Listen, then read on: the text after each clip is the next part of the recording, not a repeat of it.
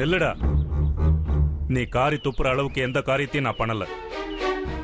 நிலைமைய புரிஞ்சிக்க. இப்ப நம்ம வீட்டு சூழ்நிலை வேற சரியில்லை. பகைய வளர்த்துக்கிறது நல்லதில்ல. உங்களுக்கும் எனக்கும் தான் எந்த பகையும் கிடையாது. அப்புறம் என்ன பகைய வளர்த்துக்கிறது? இனிமே நீங்க யாரோ நான் யாரோ. நான் காரி துப்புனதை எங்க அப்பனை பார்த்தல, கேவலமான காரியம் பண்ணிருக்காரே அவரை பார்த்து. நீங்க ஏன் உங்கள நினைச்சுக்கிறீங்க? உன்னை பொறுத்த வரைக்கும் நான் செத்துட்டேன், பரவாயில்ல. ஆனா நீயும் இந்த வீட்டு பையன் தானே. இந்த வீட்டு பொறுப்புகளை நீ சுமக்க வேண்டாமா? வீட்டு சூழ்நிலையை நீ சமாளிக்க வேண்டாம்? கண்ணால பாக்குறதெல்லாம் உண்மைன்னு நம்பிடக்கூடாது. சரி, உங்க வழிக்கே நான் வரேன். வீட்டுல சூழ்நிலை சரியில்லைன்றீங்க, அது எனக்கும் புரியுது. அக்கா கல்யாணம் நின்னு போச்சு, 4 பேர் 4 விதமா பேசுறாங்க. எனக்கு இருக்கிற பொறுப்பு உங்களுக்கும் இருக்கணும்ல. வீட்டுல இருக்கிற பிரச்சனைக்கு தீர்வு தேட வேண்டாம். ஆனா இதான் சாக்குன்னு ஆள் நடமாட்டமே இல்லாத இடத்துக்கு போய், அதுவும் உங்க செட்டப் கூட துக்கத்தை கொட்டுறேன்னு சரசமாடிட்டு இருக்கீங்களா? அதுவும் வெட்ட வெளியில. போது வாய மூடுறா. அங்க இருந்தது நாங்க 2 பேர் மட்டும் இல்ல, தேசிகரும் அங்கதான் இருந்தாரு. ஒரு முக்கியமான விஷயத்தை அவர்கிட்ட பேச வேண்டி இருந்தது. என்ன? பொண்ணு கல்யாணம் தான் நின்னு போச்சே, அதனால உங்களுக்கும் அவங்களுக்கும் ஒரு வாழ்க்கை செட்டப் பண்ணிக்கிறேன்னு தேசிகரை வர சொல்லிருந்தீங்களா? ஆனா நாங்க வரும்போது அவர் இல்லையே. அப்படி பேசாத வித்யா. வார்த்தைக்கு வார்த்தை என்ன குத்தாத. நான் எந்த தப்பையும் செய்யல. பாருங்க, உண்மை வெளியே வருதுன்னு உடனே எவ்வளவு பணிவா பேசுறீங்க. இது பாருங்க, எனக்கு உங்ககிட்ட பேச சுத்தமா விருப்பம் இல்ல. இனிமே உங்களுக்கும் எனக்கும் எந்த பேச்சுவார்த்தையும் வேண்டாம். தைரியம் இருந்தா தப்பு பண்ணிட்டேன்னு ஒத்துக்கோங்க. நான் இன்னும் அம்மா கிட்ட எதுவும் சொல்லல. அம்மாவுக்கு மட்டும் தெரிஞ்சா உயிரியே விட்டுருவாங்க. ஒரு பொறுப்புள்ள அப்பாவை நடந்துக்க வேண்டிய நீங்க இப்படி கீழ்த்தனமா நடந்துக்கிறீங்க. அசிங்கமா இல்ல உங்களுக்கு? நீங்க எதுவும் பேச வேண்டாம். மறுபடியும் அந்த அம்மா நம்ம வீட்டு வாசப்படி ஏறட்டும். காலை உடைச்சு அனுப்பிடுறேன். வித்யா, நிறுத்துங்க. அவன் இப்ப சொன்னதெல்லாம் உண்மையா? அவன் குடிச்சிட்டு பேசுறான் லலிதா. அவன் பேச்ச போய் நம்பிக்கிட்டு இருக்கியே. என் பையன் குடிச்சாலும் பொய் சொல்ல மாட்டான், யாரையும் மோசம் பண்ண மாட்டான். எந்த கெட்ட பழக்கமும் இல்லாத நீங்க ஒவ்வொரு நாளும் ஒவ்வொரு நிமிஷமும் பச்சோந்தி மாதிரி நேரத்தை மாத்திக்கிட்டு இருக்கீங்க. சொல்லுங்க, நீங்க சுனிதாவை கூட்டிக்கிட்டு எங்கேயாவது போனீங்களா? அங்க நாங்க 2 பேரும் மட்டும் இல்ல லலிதா, தேசிகரும் எங்க கூட இருந்தாரு. வேணும்னா தேசிகரை கூட்டிட்டு வர, நீயே கேட்டுக்க. சரிங்க, ஆனா தேசிகர் போனதுக்கு அப்புறம் நீங்க 2 பேரும் மட்டும் தானே இருந்தீங்க. அவர் போன உடனே நீங்க ஏன் கிளம்பல? குரங்கு மோர குடிச்சிட்டு ஆட்டு மேல பழிய போட்டு போயிடுச்சா? நீங்க பண்ற பாவ காரியத்துக்கு தேசிகரை ஏன் சேர்த்துக்கிறீங்க? ஸ்ரீகிருஷ்ணனை கூட பழிப்பாவம் விடலையே. சமந்தக மணியை திருடினது யாரும், ஆனா கிருஷ்ணன் மேல பழி வந்தது. இப்ப என் சூழ்நிலையும் அப்படித்தான் இருக்கு. உங்களுக்கெல்லாம் உண்மை தெரியற நேரத்துல நான் இருப்பனோ மாட்டனோ? ஏங்க அது வரைக்கும் காத்துட்டு இருக்கணும்? செஞ்ச காரியத்துக்கு ஏதாவது பிராயச்சித்தம் பண்ணணும்னு இருந்தா உண்மையை இப்பவே சொல்லுங்க. இல்ல எங்கேயாவது போயிடுங்க. எங்களுக்கும் நிம்மதி, உங்களுக்கும் தண்டனை கிடைச்ச மாதிரி இருக்கும். இல்ல, இதுக்கு மேல உங்ககிட்ட எதையும் மூடி மறைச்ச பிரயோஜனம் இல்ல. எல்லா உண்மைகளையும் சொல்லிடுறேன்.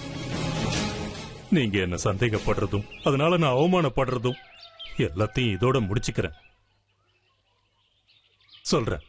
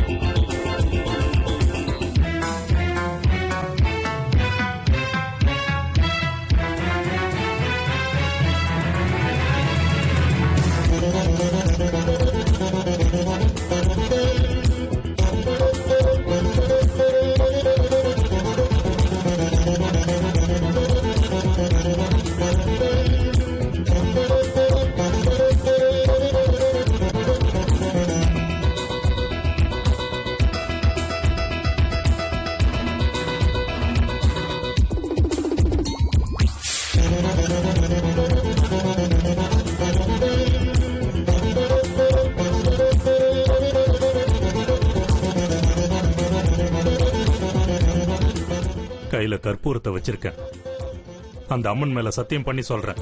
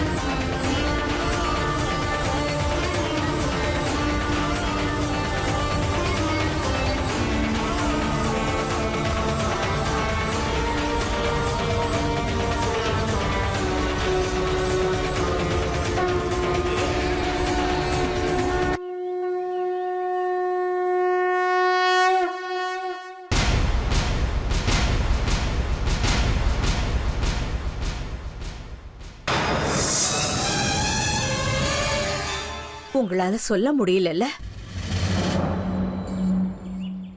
அந்த மகமாயி மேல சத்தியம் பண்ணி நீங்க செஞ்ச காரியத்தை உங்களால ஒத்துக்க முடியலல்ல? பொய் சொன்னா எரிஞ்சு சாம்பல் ஆயிடுவீங்க. கையில வெறும் கற்பூரம் இல்ல, கிருஷ்ணாயில ஊத்தி எரிச்சுக்கிட்டாலும் என் கண்ணால நான் பார்த்ததெல்லாம் உண்மை. ரொம்ப நன்றிங்க. இத்தனை வருஷமா உங்க கூட குடும்பம் நடத்துறதுக்கு எனக்கு கிடைச்ச பரிசெல்லாம் போதும். இந்த நிமிஷத்துல இருந்து வெளி உலகத்துக்கு தான் நம்ம புருஷன் பொண்டாட்டி. என்ன பொறுத்த வரைக்கும் நீங்க யாரோ நான் யாரோ. லலிதா, லலிதா நான் சொல்றது கேளு. உயிர் இருந்த ஒரு மனுஷனா இல்ல, போனமா சுடுகாட்டுக்கும் போகல. பிள்ளைக்கு வழிகாட்டுற ஒரு நல்ல அப்பனா இல்ல, பொண்டாட்டிக்கு ஒரு நல்ல புருஷனாவும் இல்ல. நான் காரியத்து பண்ணதுல தப்பே இல்ல. டேய், உங்களுக்கு கையோங்க தான் தெரியும், ஆனா எனக்கு அடிக்கவே தெரியும்.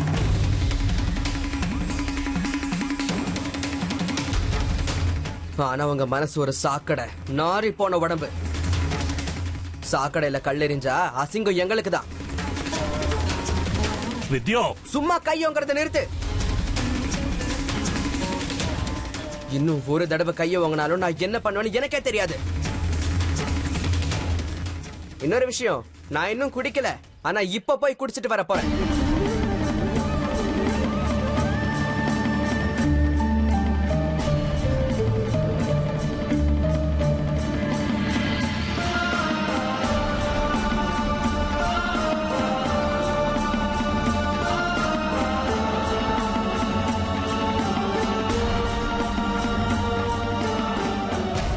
இருக்கிற 46 நாளைக்கு உங்க பொண்ணு திருப்புர சுந்தரியை நல்லபடியா பாத்துக்கங்க.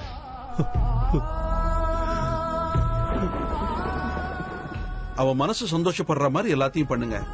இனி ஒரு நொடிய கூட நீங்க வீணாக்க கூடாது.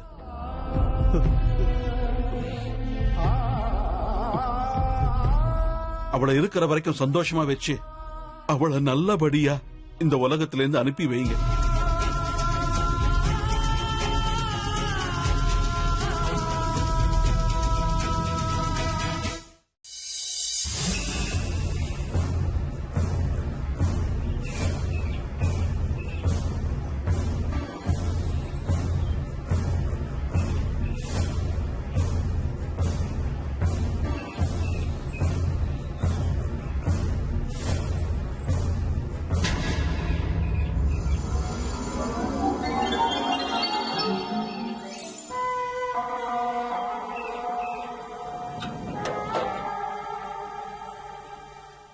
வணக்கங்க. மாதவராவ், அப்பா சுதந்திரச்சார், அம்மா இந்திராபாய். அவங்களுக்கு ஒரே பையன் நான். பொண்டாட்டி சுலோச்சனா. என்ன பண்றது, அவளுக்கு ஒரு கண்ணு சரியில்லை. பிள்ளைங்க, பெரியவன் தீரேந்திரா 3 வயசு, சின்னவன் ரவீந்திரன் 1.5 வயசு ஆகுது. எங்க அம்மா ஒரு பேத்தி வேணும்னு ஆசைப்பட்டாங்க. அதுக்கு முயற்சி பண்ணிக்கிட்டு இருக்கோம். கண்டிப்பா அடுத்த வருஷம் அவங்க ஆசையை நிறைவேற்றிடுவேன். படிச்சது சமத்துவ பள்ளியில, வேதங்களும் கொஞ்சம் தெரியும். வயசு 42க்கு கொஞ்சம் கம்மி. வேலை பரோபகாரம். இது என்ன பத்தின விவரங்கள். உங்களை பத்தி நீங்க சொல்ல வேண்டாம். உங்களை பத்தி எல்லாம் எனக்கு தெரியும். 1/2 மணி நேரமா காத்துக்கிட்டு இருக்கேன். நேரம் தவறாமை இது என் வேலையோட முதல் குறிக்கோள். சின்ன வயசுல இருந்து எங்க போறதானாலும் நேரம் தவறாம கரெக்டா போயிடுவேன். ஆனா என்னைக்கு சம்சாரி ஆனனோ என் நேரம் தவறாம மொத்தமா தவறி போயிடுச்சு. சம்சார சாகரத்துல மூழ்கினவன் எவன் வெளியே வந்திருக்கான்? நீங்க இப்ப உங்க கண்ணு முன்னாடி பாக்குறது மாதவராவ கிடையாது. மாதவராவ்னா நேரம் தவறாமை, மாதவராவ்னா சுறுசுறுப்பு, மாதவராவ்னா விஷயத்துக்கு வரலாமா? ஓ, ரொம்ப அவசரத்துல இருக்கீங்க போல இருக்கு. சொல்லுங்க. காலதேவ கடிக்கை நான் சந்திக்கணும்.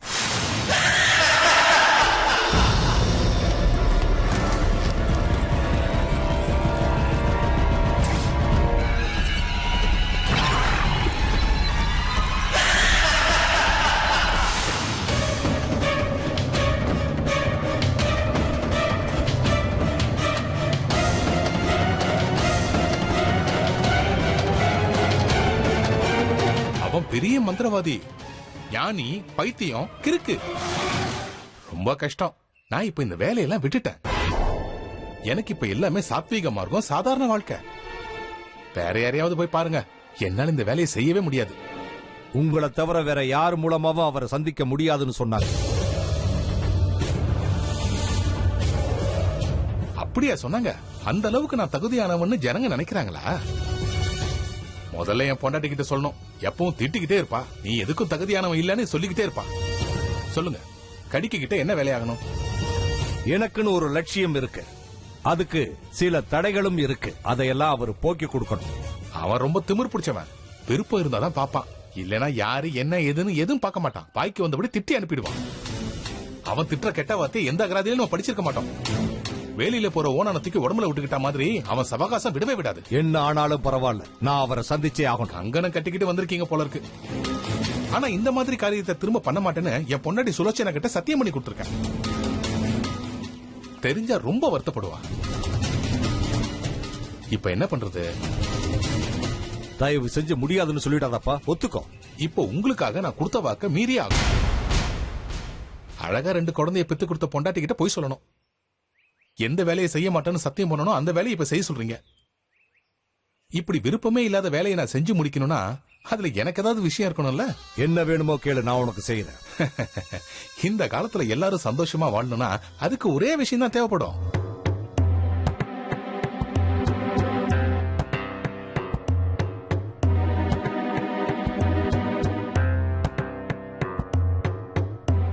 அஞ்சு இருக்கு. காரியம் ரொம்ப பெருசு, ஆனா பலன் குறைவா இருக்க.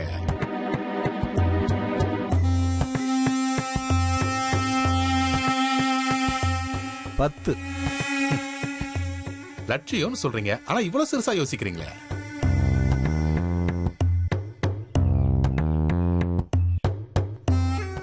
பதினஞ்சு. காலதேவா கடுக்கிய சந்திக்கிறதுங்கிறது சாதாரண விஷயம் இல்ல. அந்த அம்மனை கூட நேரடியாக தரிசனம் பண்ணிடலாம். காலதேவன் கடுக்கிய சந்திக்கணுங்கிறது ரொம்ப கஷ்டமான வேலை சாமி.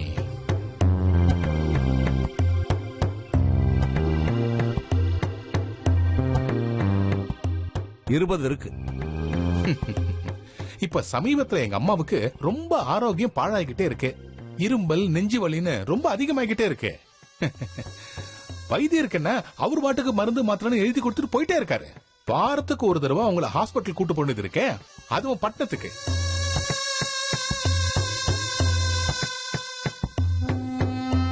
இருபத்தஞ்சு இருக்கு.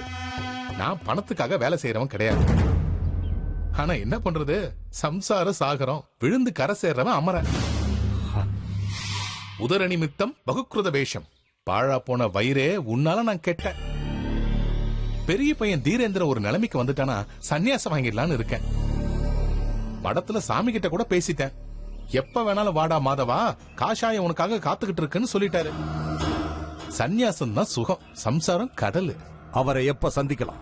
நாளைக்கே காலையில 10 மணிக்கு நான் இங்க இருப்பேன். நேரா நம்ம போயிடலாம். சொன்ன வாக்க மீற மாட்டேல்ல? ஹரிச்சந்திரன் கதையை கேட்டு வளர்ந்தவன் நான். வாயை திறந்து பொய் சொல்ல மாட்டேன், தப்பா எதையும் யோசிக்கவும் மாட்டேன்.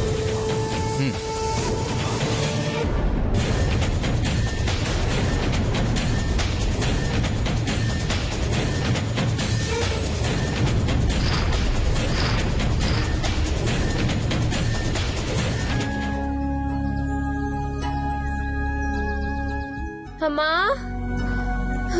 என்னால முடியல. இன்னைக்கு நிறைய வேலை இருந்துச்சு. சூடா ஒரு கிளாஸ் காஃபி குடுக்கறியாமா? என்னடி இது? எல்லாமே அப்படியே இருக்கு, எதுவுமே சாப்பிடலையா நீ? எல்லாரும் அவங்கவங்க இஷ்டத்துக்கு ஆடுங்க.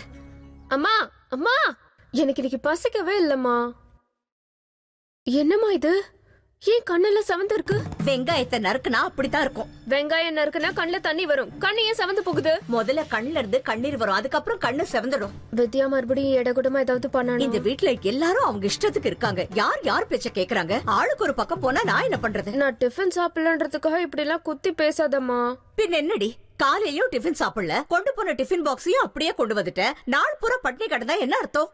கோயிலையும் எதுவும் சாப்பிட மாட்டேன், கேட்டா அம்மன் பிரசாதம்னு சொல்வேன். இல்லம்மா, நான் சாப்பிட்டேன். பட்னியும் இல்ல, என் ஃப்ரெண்ட்ஸ் எல்லாம் வந்தாங்க, அவங்க டப்பால இருக்கிறது சாப்பிட்டேன். அப்ப நான் சமைச்சத தலையில கொட்டிக்கவா? லலிதா, சுந்தரி, நான் உனக்கு ஒண்ணு வாங்கிட்டு வந்திருக்க, வந்து சாப்பிடு.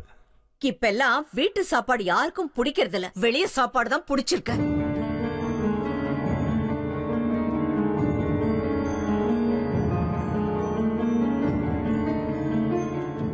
பாருங்க பாருங்கப்பா, நான் டிஃபன் சாப்பிடலன்றதுக்காக அம்மா எப்படி எல்லாம் என்ன திட்டுறாங்கன்னு. அவ கஷ்டம் அவளுக்கு. சுந்தரி, உனக்கு நான் என்ன வாங்கிட்டு வந்திருக்கேன்னு பாரு.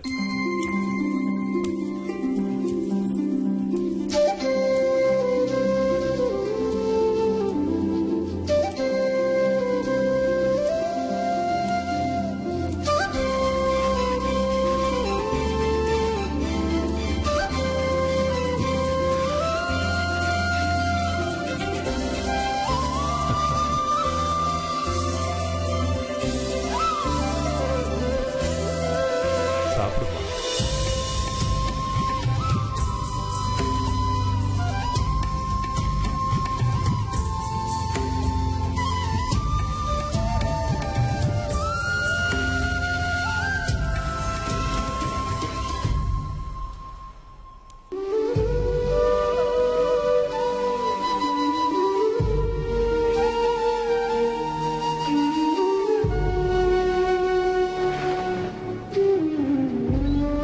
சுந்தரி, திடீர்னு சாமி உன் கண்ணு முன்னாடி வந்து உனக்கு என்ன வேணும்னு கேட்டா நீ என்ன கேப்ப?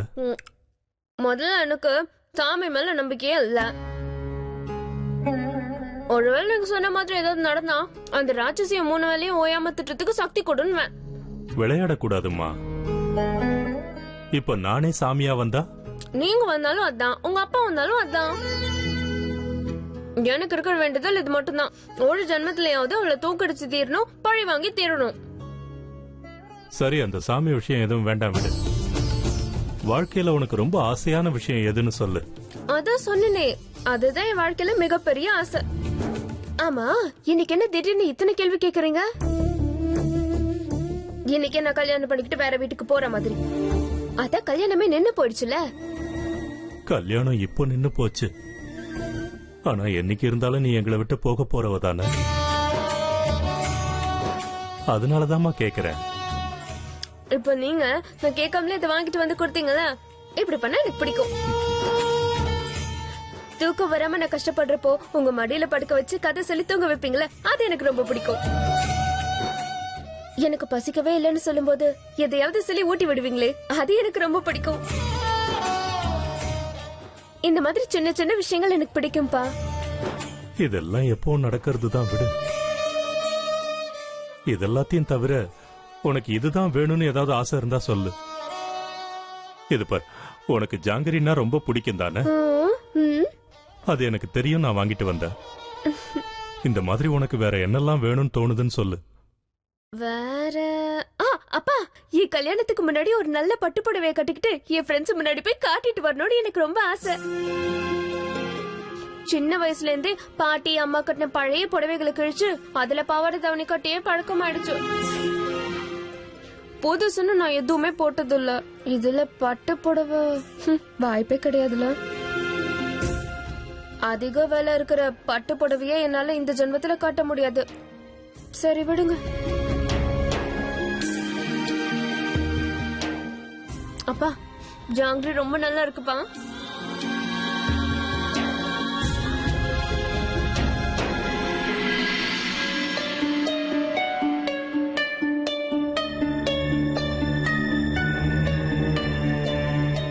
அவளுடைய ஆயுசை 21 வயசு வரைக்கும் தான்.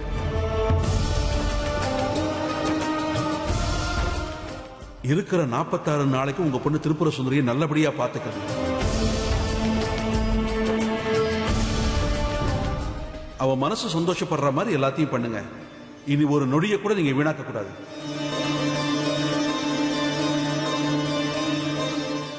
அவளை இருக்கிற வரைக்கும் சந்தோஷமா வச்சு அவளை நல்லபடியா இந்த உலகத்திலிருந்து அனுப்பி வைங்க. அப்பா, என் கல்யாணத்துக்கு முன்னாடி ஒரு நல்ல பட்டு புடவையை கட்டிக்கிட்டு என் ஃப்ரெண்ட்ஸ் முன்னாடி போய் காட்டிட்டு வரணும்னு எனக்கு ரொம்ப ஆசை.